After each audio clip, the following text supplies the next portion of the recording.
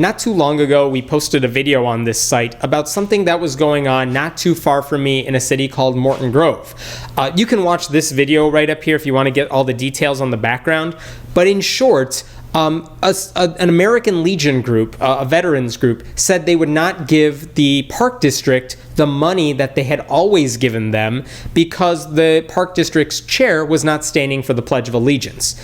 Well, all of you donated a lot of money to make up for what the American Legion wasn't giving them, and we all raised like $3,000, and I donated to the park district. And basically, they returned the check saying they didn't want to be part of any of this. They didn't want our, I guess, dirty money or something because it came from atheists. And they didn't want to have to take sides in some matter.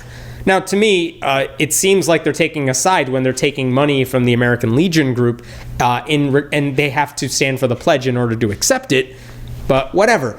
So I had that money, and I had to figure out what to do with it. So I figured, look, the money was always supposed to benefit the people of Morton Grove. So I want to keep doing that. I want to make sure it gets to the people in that community. So I figured the next best thing to do would be to give it to the local library, right? They can do whatever they want with the money. The Morton Grove Public Library even has a wish list on their site where you can buy things that they need.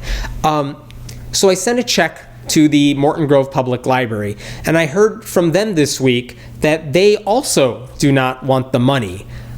They said basically that it was coming from a hate group, so I guess friendly atheists who want to give money to a library is now a hate group.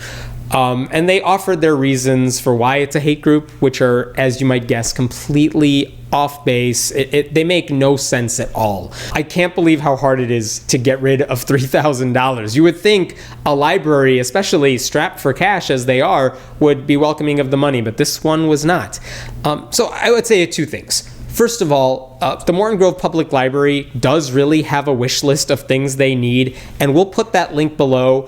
If you can find it in your heart and in your wallets to donate to the library so they can actually get all those things they need from the wish list, I think that would be a really nice gesture. So please click on the link below and let's make that wish list. Let's make it clear. Let's give them everything they need, because that's what should happen to any library.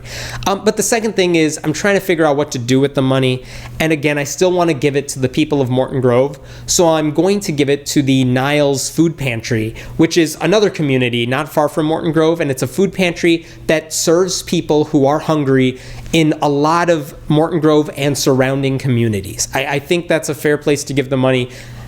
I know I said this before, but I can't imagine they're going to reject the money, especially at this time of the year. There are no restrictions. There's no strings attached with this money. So I'll be sending them the check very soon. Hopefully they will take it. So hopefully the people will benefit from it. I just can't believe how hard it has been as an atheist to give money with no strings at all to people who you would think would want the money.